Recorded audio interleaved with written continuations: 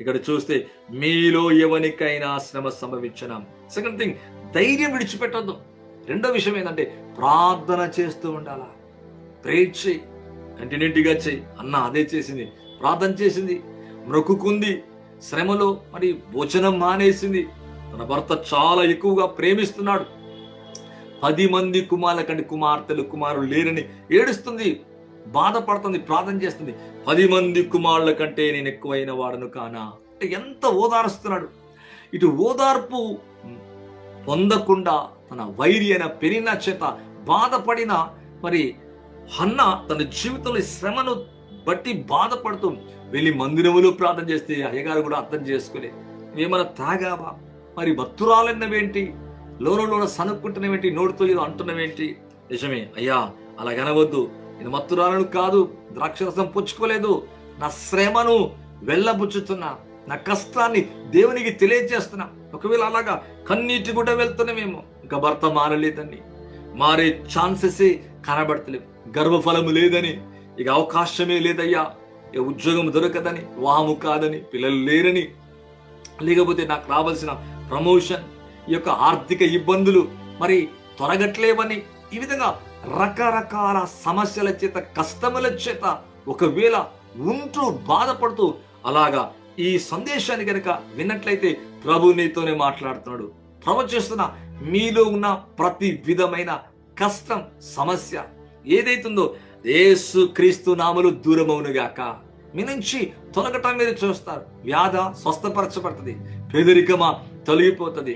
మీకున్న ఏ కష్టం ఉందో, ఏ శ్రమ ఉందో, మరి బైబిల్ కనుక చూస్తే ఇశ్రాయేలు ప్రజలు సమస్యను బట్టి తాళలేకపోయిండ్రట, ఎంతో వేదన పడ్డారు, శ్రమ పడ్డాడు. ఆఖరికి వాని పాలు తిన దేశానికి, నెమ్మది గల దేశానికి, ఒక మంచి దేశానికి, ఒక మంచి ప్రాంతానికి, ఒక సస్యశ్యామలమైన దేశానికి తీసుకెళ్లి ఎంతో హెచ్చించినట్లుగా, వారి జీవితాన్ని ఆశీర్వదించినట్లుగా, వారి శ్రమలను పోగొట్టినట్టుగా బైబిల్లో చూస్తున్నాం. అవును, మనకున్న ముందు నడిచిన వాడిని చూచి మాదిరిగా పెట్టుకోవాలంట. మరి యేసుప్రభువు నమ్మటమే కాదు, నమ్మిన ఆయన పక్షముగా కొన్ని శ్రమలు కలుగుతాయి, కానీ శ్రమని నేను చేయలేదు. మరలా అంటున్నా, మీరు చూడండి, షడ్రక్ మెషక్ అబేద్నెగోలను చూడండి, వారు అగ్నిగుండములో వేయబడ్డారు, కానీ అగ్ని ఏమైనా చేసిందా? వాసనైనా కలగలేదంట. వారి వెంట్రుకలలో ఒక వెంట్రుక వస్త్రాలు కాలిపోలే, మరి వాళ్ళు దహించబడలేదు. అందులోకి వెళ్తే నలుగురుగా ఉన్నారు. రాజు చూచి ఆశ్చర్యపడ్డాడు. అంటే ఆ అగ్ని 7 అంతలైంది. ఎంత శ్రమ అయిందో అంత ఆదరణ ఉంటది. ఎంత శ్రమను ఆ శ్రమల మధ్యలో యేసే ఉంటాడు. ఎంత కష్టం వచ్చిందో ఆ కష్టములు యేసే ఉండి హాని కాని, కీడు కాని, ఎటువంటి మరి బాధ కాని కలగకుండా అందులో వాళ్ళు సజీవంగా ఉన్నారంట, ఆరోగ్యంగా ఉన్నారు. ఏ మరి వెంట్రుకలో ఒక వెంట్రుక వాసనైనా రాలేదంట, అగ్ని వాసనైనా తగలేదంట. శ్రమే ఉంది, శ్రమలో ఏం కాలే. మీరు అలాగే దానియేలు చూడండి, దానియేలు కనుక మరి లోపలి సింహ బోన్లో వేయబడ్డాడు, కానీ సేఫ్ గా ఉన్నాడు. అలాగే అప్పుడప్పుడు శ్రమలు ఉంటావు, కానీ అందులోంచి సేఫ్ గా బయటికి వస్తావు. మీరు దేవునికి వాక్యం చూస్తే యోనా అంతే, లోపలికి వెళ్ళాడు. 3 days ఆఫ్టర్, 3 దినముల తర్వాత క్షేమంగా మొక్కుకొని ప్రార్థించి దేవుని దగ్గర కన్నీరు విడిచి దేవునికి మొరపెట్టి మరి 3 దినముల తర్వాత, 3 రాత్రింబగల తర్వాత మరి యోనా మరి తన అవిధేయతను బట్టి శ్రమలో పడినప్పటికీ కూడా దేవునికి ఎప్పుడైతే మొర్ర పెడతాడో దానిలో నుంచి బయటకు వచ్చినట్లుగా దేవుని యొక్క వాక్యంలో చూస్తున్నాం. ఎంత అద్భుతమైన కార్యం. అంటే వీరందరూ కూడా శ్రమలు అనుభవించారు, కానీ శ్రమలు వారిని ఏమీ కూడా చేయలేదు. వారి కష్టం వారిని ఏమి చేయలేదు, వారి ఇబ్బంది వారిని ఏం చేయలేదు. వారికి ఉన్న ఏదైతే జరిగిందో ఆ శ్రమలు, సింహ బోనులు, అగ్ని, ఇంకో విధంగా చెప్పాలంటే మరి యేసోబు అయితే పోతీఫరు ఇంటికి వెళ్ళాడు, మరి గోతిలో తొయ్యబడ్డాడు. అనేక శ్రమలు అనుభవించారు వీళ్ళంతా. బైబిల్ ఉన్న ప్రతి ప్రవక్తలు, వక్తలు, ఇంకో విధంగా చెప్పాలంటే భక్తులు, విశ్వాసం గలవారు, దేవుని నమ్మిన వారి జీవితంలో అనేక శ్రమలు కలిగినాయి. రెండవదిగా ప్రార్థన చేయాలంట. ఎంత అద్భుతమైన మాట. ఈరోజు చేస్తున్నామా, అలా చేస్తున్నామా? అవును, ఇలా ప్రార్థిస్తున్నా, నీ జీవితంలో అద్భుతమైన సహాయాన్ని పొందుతావు, ఆశ్చర్యమైన కార్యాన్ని చూస్తావు. మీరు ఎవరికైనా సంభవించిన అతడు ప్రార్థన చేయాలా. నిజమే, ఒకవేళ కృంగిపోయి ఉండవచ్చు, ఈ యొక్క వాక్యాన్ని వింటూ మరి బాధపడుతూ ఉండవచ్చు. దేవుని యొక్క వాక్యంలో 1 పేతురు రాసిన పత్రిక 4వ అధ్యాయం 1వ వచనం చదివితే, క్రీస్తు శరీరమందు శ్రమ పడెను గనక మీరును అట్టి మనసు ఆయుధముగా ధరించుకుని. మరి క్రీస్తు శ్రమ పడ్డాడు, అట్టి మనసునంట ఆయుధంగా ధరించుకోవాలి. నిజమే, ఎప్పటికి శ్రమలు ఉంటాయి ఆ బ్రదర్ చెప్పే సందేశములు ఎప్పుడు అలాగుండవు. అవి ముగిస్తాయి, తొలగిపోతాయి, అవి నేనేమి చేయలేవు. కానీ శ్రమ ఉంటుంది. శ్రమ నిన్ను ఏమి కూడా ఎంత మాత్రం కూడా ఏమీ చేయలేదు.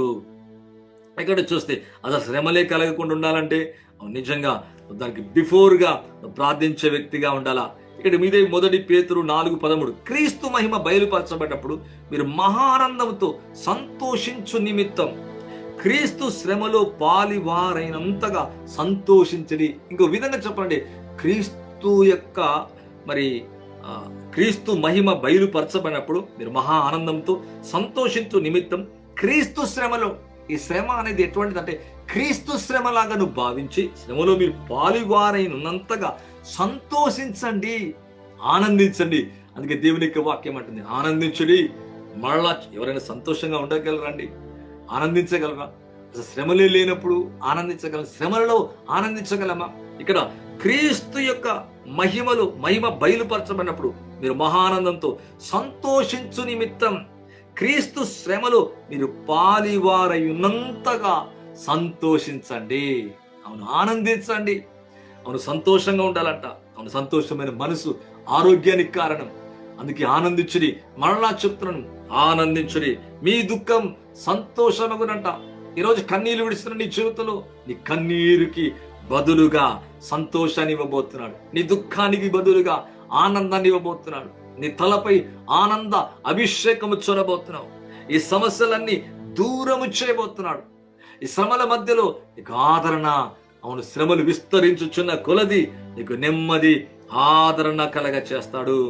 మీరు కనుక దేవుని యొక్క వాక్యములు 2వ కొరింథీయులకు రాసిన పత్రిక 1వ అధ్యాయం 4వ వచనాన్ని కనుక చూస్తే, దేవుడు మమ్మను ఏ ఆదరణతో ఆదరించుచున్నాడు, ఆ ఆదరణ ఎట్టి శ్రమలో ఉన్న వారినేను.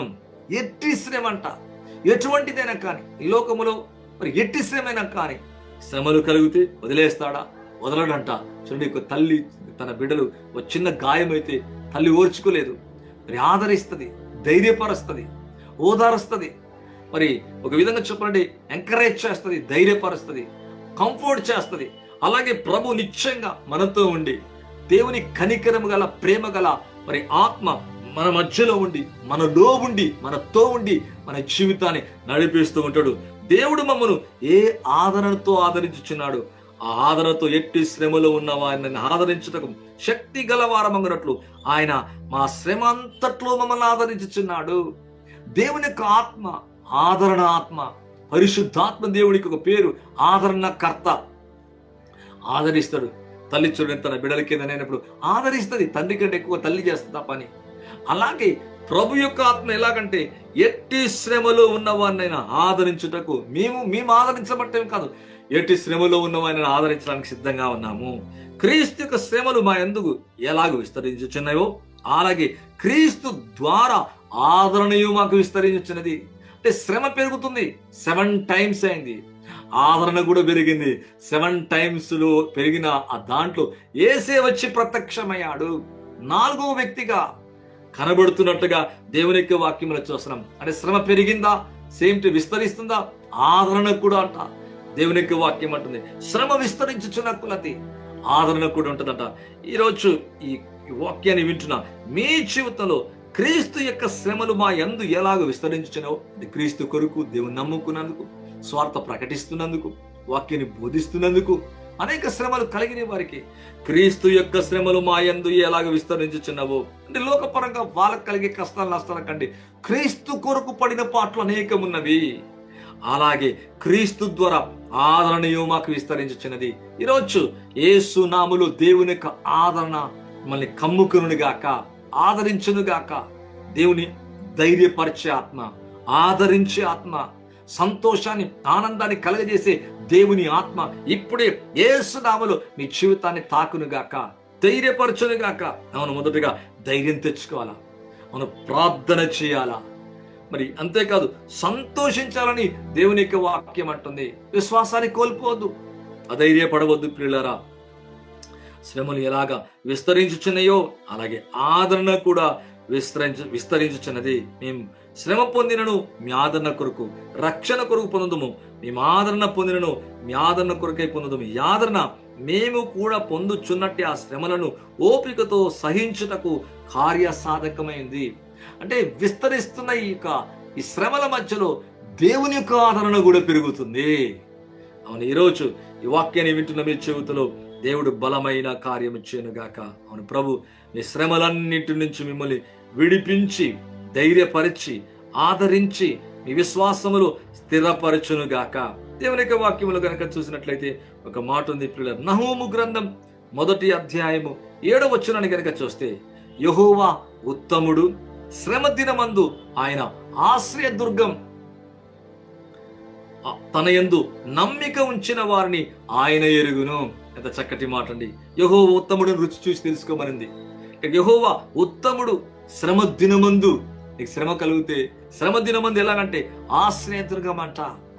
అవును, నీ కోటగా, కొండగా, ఆశ్రయంగా ఉంటాడు. ఒక స్ట్రాంగ్ టవర్ గా ఉంటాడు. The lord is good. అవును, స్ట్రాంగ్ టవర్ గా నీకు నాకు శ్రమల యందు ఆయన ఆశ్రయదుర్గం, తన యందు నమ్మిక ఉంచిన వాణ్ణి ఎరుగును, నమ్మిక ఉంచని వాణ్ణి కూడా దేవుడు ఎరుగును. ఈరోజు ఈ వాక్యాన్ని వింటున్న మీ జీవితంలో శ్రమల మధ్యలో నమ్మిక ఉంచిన మీ జీవితాన్ని ఎప్పుడు కూడా విడిచిపెట్టడు కూడా. ఆయన ఎన్నడు విడువడు, ఎన్నడు ఎడబాయుడని దేవుని యొక్క వాక్యం అంటుంది. యెహోవా ఉత్తముడు, శ్రమ దినమందు ముఖ్యంగా నీతిమంతుని కలుగు ఆపదలు అనేకం, వాటన్నింటిలో దేవుడు తోడైంటాడు. ఆయన ఆశ్రయదుర్గం, తన యందు నమ్మిక ఉంచిన వారిని ఆయన ఎరుగును. ఈరోజు శ్రమల్లో, కష్టములు, ఇబ్బందులు ఉన్న మీ జీవితంతో ప్రభు మాట్లాడుతున్నాడు. దేవుని యొక్క వాక్యం అంటుంది, శ్రమలో ఉంటున్న మీ జీవితాన్ని దేవుడు ఆదరించాలని ప్రభు కోరుకుంటున్నాడు. పేతురు రాసిన మొదటి పత్రిక దేవుని యొక్క వాక్యములు 5వ అధ్యాయము 2 వచనాలు చూద్దామండి. లోకమందున మీ సహోదరులందు ఈ విధమైన, అంటే మీకు జరుగుతున్నట్టే వేరే వారికి కూడా అదే జరుగుతుందంట. మీకు కలిగిన శోధన, మీకు కలిగిన శ్రమ, మీకు కలిగిన భయం, మీకు కలిగిన ఆర్థిక సమస్య వేరే వారికి కూడా అలాగే ఉందంట. ఈ విధమైన శ్రమలే నెరవేర్చుని ఎరిగి విశ్వాసమందు స్థిరులై వాణ్ణి ఎదిరించుడి. అపవాదిని ఎదిరించాలంట. అప్పుడు వాడి మీ యొద్ద నుంచి పారిపోను. స్థిరులై, విశ్వాసములు స్థిరులై ఎదిరించాలా, ధైర్యం తెచ్చుకోవాలా, ప్రార్థన చేయాలా, సంతోషంగా ఉండాలా. అంతేకాదు స్థిర విశ్వాసము కలిగి వారిని ఎదిరించమని దేవునికి వాక్యం అంటుంది. తన నిత్య మహిమకు క్రీస్తునందు మిమ్మల్ని పిలిచిన సర్వ కృపానద్యగు దేవుడు కొంచెం కాలం, కొద్ది కాలమే నీ శ్రమ, ఆ దోనె కొంచెమే అలల చేత కొట్టబడింది. ఆ తర్వాత సేఫ్గా అటు వెళ్ళిపోయారంట. అగ్నిలో కొంచెం సేపే, సింహబోన్లో ఒక రాత్రి కొంచెం సేపే. దేవునికి పౌలు శీలలు గనక రాత్రి వేయగా తెల్లవారు లోపట విడుదలైపోయింది. అద్భుతమైన కార్యం. పేతురంతే చెరసాలోంచి బయటకు వచ్చేసాడు. కొంచెం కాలం మీరు శ్రమ పడిన పిమ్మట తానే మిమ్మును పూర్ణులుగా చేసి స్థిరపరిచి బలపరచునంట. అంటే ఎక్కడెక్కడైతే నువ్వు స్థిరపడలేదు, ఇంకా పూర్ణంగా కాలేదు, దేవుడు మిమ్మల్ని పూర్ణులుగా చేసి స్థిరపరిచి, అంటే శ్రమల మధ్యలో నీ విశ్వాసాన్ని, నీ ప్రార్థనా జీవితాన్ని, నీ ఆత్మీయతను, నీ జీవితాన్ని ఎలా చేస్తాడే పూర్ణులుగా చేస్తాడంట. పూర్ణులుగా చేసి స్థిరపరిచి బలపరుచునని దేవునికి వాక్యం అంటుంది. దేవుని హస్తం నీ పైకి వచ్చును గాక, దేవుని గాయపడిన హస్తం మీ పైకి వచ్చును గాక. మీ కుటుంబాన్ని, మీ జీవితాన్ని, మీ ఆర్థిక పరిస్థితులను దేవుడు ధైర్యపరిచి స్థిరపరిచి బలపరచును గాక అని ఇక్కడ అంటున్నాడు. తానే కొంచెం కాలం, ఈ కొంచెం కాలం యొక్క శ్రమను చూచి అధైర్యపడక, దిగులు చెందక, విచారపడక, కృంగిపోక, ప్రార్థన జీవితం ఆపివేసుకోక ముందు కనుక సాగితే తానే మిమ్మను స్థిరులుగా చేస్తాడంట, స్థిరపరిచి బలపరచునంట. ఈరోజు అటువంటి ట్రమెండస్ అనాయింటింగ్ వచ్చును గాక, అటువంటి బలమైన అభిషేకం వచ్చును గాక, అటువంటి శక్తి వచ్చును గాక, బలమైన కార్యం మీ జీవితంలో, నా జీవితంలో జరుగును గాక. ఈ పేదరికం పేర్లతో సైతం పెళ్ళగించబడును గాక. అవును, పూర్తిగా దేవునికి ఒక అమాలేకుని భూమి మీద లేకుండా తుడిచేశాడంట. అలాగే నీ సమస్య యేసు నామములో తుడిచి పెట్టబడును గాక. కత్తివాడి చేత యెహోషువ అమాలేకుల్ని ఒక్కడైనా మిగలకుండా చేశారట. మోషే తన చేతులు చాపాడి దేవుడి వైపు ఎత్తాడు. ఇశ్రాయేల్ ప్రజలకి జయం అలా దించాడు. ఇశ్రాయేల్ ప్రజలు ఓడిపోయారంట, అమాలేకులు గెలిచారంట. అవును, ఈరోజు ప్రభు వైపు చేతులు చాపుతా ఉంటే విశ్వాసంతో ప్రార్థనలో పరిశుద్ధమైన నీతిగల చేతులు ఆయన వైపు చాచుతున్న కొలది పశ్చాత్తాపడి నీ జీవితాన్ని మార్చుకొని, అవును, క్షమించకపోతే క్షమించి, ప్రేమించకపోతే ప్రేమించి, తగ్గించకపోతే తగ్గించుకొని, వినయములైతే వినయంగా ఉండి పరిశుద్ధ జీవితాన్ని కలిగి ఆయన వైపు చేతులు చాపుతున్న కొలది దేవుని అద్భుత సహాయం చేస్తావు. ఒక బలమైన అభిషేకం, దేవుని హస్తం నీపైకి వచ్చి నీ శ్రమల మధ్య నుంచి నేను పైకి తీసుకొస్తాడు, పైకి లేపుతాడు. పక్షిరాజు రెక్కలు చాపి పైకి ఎగిరినట్లుగా నీ స్థితిలో అవును దేవుడు ఉన్నత స్థితికి తీసుకెళ్తాడు. ఆత్మీయంగా, శారీరకంగా, కుటుంబంగా, వ్యాపారములు, చేతి పనులు, నీ ఉద్యోగములు, నువ్వు చేస్తున్న మరి ఉద్యోగములు, చేతి పనులలో ఎక్కడెక్కడెక్కడైతే సమస్య ఉందో ఆ సమస్యలన్నీ కూడా తీసివేస్తాడు. లైవ్ ద్వారా మరొకసారి ప్రవచిస్తుందండి, మీ జీవితంలో సమస్యలు యేసు నామములో ముగిసిపోనుగాక, ఇంకా మరలా నీ జీవితంలో కనబడకుండునుగాక. ఇశ్రాయేలు వెంటాడిన మరి ఫరో సైన్యం నీళ్ళలో మునిగిపోయింది. వెనకకు తిరిగి చూస్తే ఒక్కడైనా మిగిలి లేడంట. ఒక్క సమస్యని యేసు నామములో నీతో మళ్ళీ వెంటాడి మరి రాకుండునుగాక. ఒక్కటైనా మిగలేదంట. ఒక్క సమస్య లేకుండా రావలికి చక్కగా దాటి వెళ్ళినట్టుగా, సముద్రాన్ని దాటి వెళ్ళినట్టుగా, సముద్రాన్ని చీల్చుకొని ఆవలికి వెళ్ళినట్టుగా, సముద్రం పొడి నేల చేసుకొని విశ్వాసము ద్వారా అవతలికి వెళ్ళిపోయిన ప్రజల విశ్వాసము చూడండి. అవును, దేవుడు వారి ముందుండి సముద్రాన్ని చీల్చి ఆవలికి నడిపించినట్లుగా నీ సమస్యలను చీల్చి దాటింపజేసి ఆనందాన్ని, సంతోషాన్ని ఇవ్వగలడు. అటువంటి కృప, అటువంటి ఆశీర్వాదాన్ని యేసే మీకు ఇవ్వాలని కోరుకుంటున్నాను. అవును, లోకములు కల శ్రమ కలగొచ్చు, అయితే శ్రమల మధ్యలో దేవునికి తోడైనాడు. నేనెన్నడు విడిచిపెడతలేడు, నేనెన్నడు విడవడు కూడా, ఎడబాయడు కూడా. అందుకే నేనెన్నడు విడువను, ఎడబాయను. ఇదిగో యుగ సమాప్తి సదాకాలం మీతో, నీ కుటుంబంతో, నీ భార్యతో, నీ పిల్లలతో, నీ ఇంటి వారితో, నీ బంధువులతో, నీ స్నేహితులతో దేవుడు తోడయుండి మీ జీవితాన్ని ఈ భూమి మీద విజయవంతమైన జీవితంతో ముగించి ఆ మహిమలో ఆ ప్రభు వచ్చేటప్పుడు ధైర్యముగాను ఎత్తబడి కృప, ఆశీర్వాదం యేసయ్య నీకు, నాకు, మనందరికి కలగచ్చేను గాక. దేవుడు సమృద్ధిగా దీవించి ఆశీర్వదించను గాక. మీ కొరకు ప్రార్థన చేయబోతున్నాను. పరిశుద్ధుడైన తండ్రి, ఎవరైతే ఈ ప్రవచన మాటలు వింటున్నారో ఈ యొక్క నాయన తన సందేశము ద్వారా వారి జీవితాన్ని, మా జీవితాన్ని తాకి బలపరిచి, ధైర్యపరిచి, దీవించి ఆశీర్వదించమని, శ్రమలన్నిటి కూడా తీసివేయమని, నెమ్మది కలగచ్చేయమని,